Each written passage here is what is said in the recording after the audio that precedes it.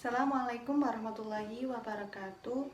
Saya Dewi Handriani, kelas 2C, NIM 2009200072.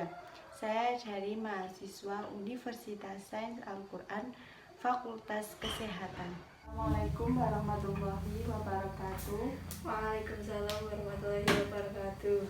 Perkenalkan, saya Dewi Handriani. Saya mahasiswa Universitas Sains Al-Quran, Fakultas Kesehatan. Di sini saya akan melakukan penyuluhan kepada Mbak, yaitu tentang diabetes mellitus. Di sini saya bertujuan untuk agar Mbak memahami apa itu diabetes dan bisa menerapkan di kehidupan sehari-hari. Di sini saya ada PowerPoint agar Mbak lebih memahami apa itu diabetes mellitus. Diabetes mellitus adalah diabetes, suatu penyakit di mana kadar glukosa di dalam darah tinggi karena tubuh tidak dapat menghasilkan atau menggunakan insulin secara efektif. Insulin adalah hormon yang dilepaskan oleh pankreas yang bertanggung jawab dalam mempertahankan kadar gula darah yang normal. Insulin memasukkan gula ke dalam sel sehingga bisa menghasilkan energi atau disimpan sebagai cadangan energi. Selanjutnya ini adalah luka dari pasien diabetes. Penyebab diabetes apa? Yaitu keturunan, usia, kegemukan, kurang gerak, kehilangan insulin, alkoholisme, dan obat-obatan. Selanjutnya tanda dan gejala. 1. Sering merasa haus. 2. Sering kencing terutama malam hari. Pandangan menjadi kabur. 4. Sering merasa lelah tanpa sebab yang jelas dan mengantuk. 5. Menurun berat badan. 6. Kulit terasa kering. 7. Sering menderita sariawan atau infeksi, misalnya bisul yang sulit sembuh. 8. Mati rasa atau kesemutan di kaki dan tangan, mual dan muntah. Pengelolaan diabetes mellitus. Perawatan diabetes mellitus di rumah saat ini sangat dianjurkan karena pengobatan dan perawatan diabetes mellitus membutuhkan waktu yang lama. Cara merawat pasien diabetes di rumah adalah dengan cara seperti minum obat secara teratur sesuai program, diet yang tepat, olahraga yang teratur, kontrol GD teratur, dan pencegahan komplikasi. Makanan yang dipantang dan diperbolehkan. Proporsi diet atau makanan harian yang benar bagi penderita diabetes berdasarkan anjuran dari Perkeni atau Perkumpulan Endokrinologi Indonesia. Diet harian penderita DN disusun sebagai berikut, yaitu karbohidrat 60-70%, protein 10-15%, dan lemak 20-25%.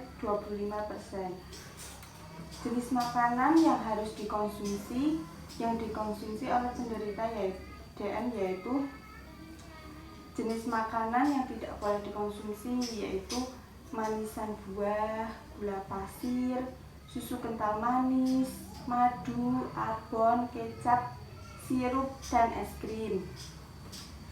Dan makanan yang boleh dimakan tetapi harus dibatasi yaitu nasi, singkong, roti, telur, tempe, tahu, dan kacang hijau, kacang tanah, dan ikan.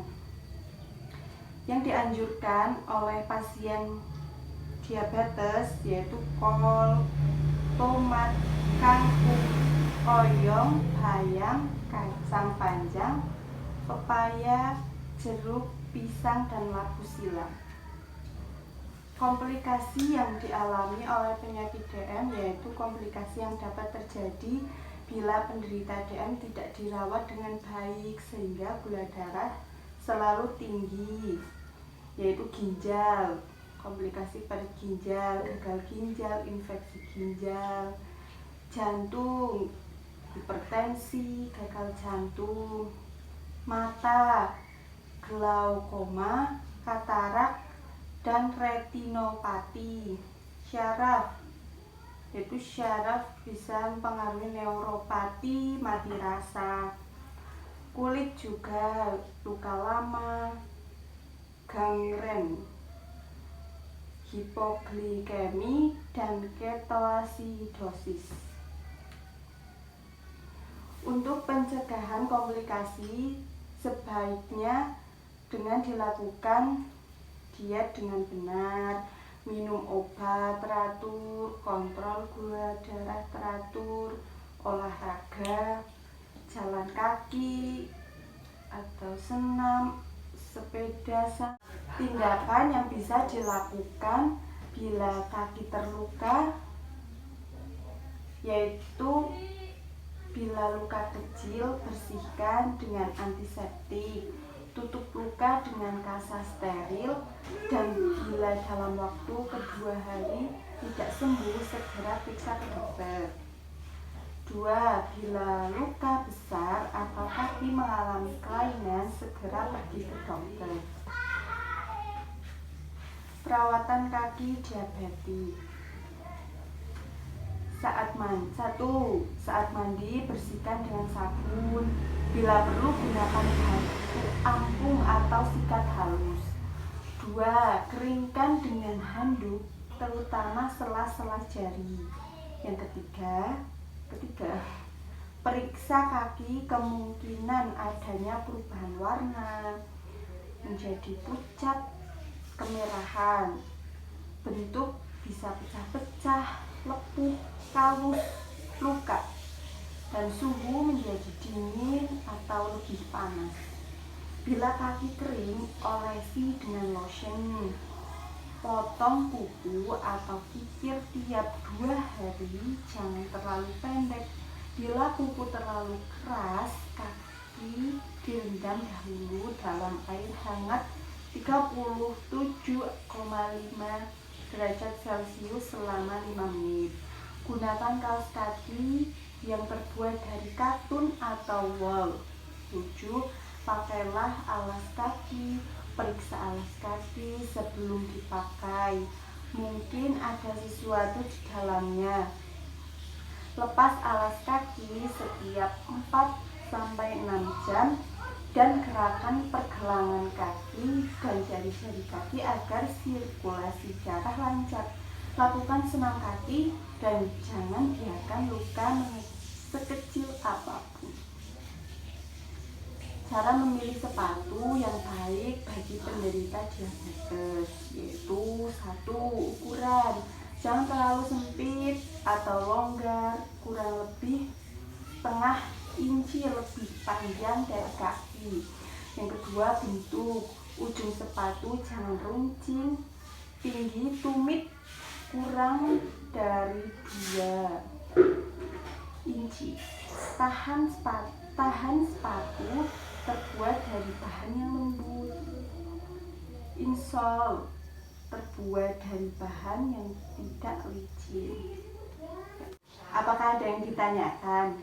Apakah penyakit diabetes ini bisa menular? Tergantung bagaimana mengonsumsi makanannya agar gulanya harus seimbang di dalam tubuh. Saya sudah jelaskan tadi bahwa penyebabnya yaitu keturunan, usia, kegemukan, kurang gerak, kehilangan insulin, alkoholisme obat-obatan, yaitu pengaruhnya dari perilaku kehidupan sehari-hari. Seperti itu. Kesimpulan dalam penyuluhan hari ini agar Mbak dan keluarga bisa memahami diabetes itu apa dan bisa menerapkan kehidupan sehari-hari agar Mbak dan keluarga Mbak tidak mengalami penyakit diabetes mellitus. Untuk evaluasi penyuluhan pada hari ini, mungkin Mbak bisa menjelaskan kembali kesimpulan. Intinya harus sering check up untuk mengetahui kadar gula darah dan perbanyak makanan sayur dan minum air putih. Ya, betul sekali. Terima kasih sudah membagi waktunya untuk penyuluhan hari ini. Terima kasih. Wassalamualaikum warahmatullahi wabarakatuh.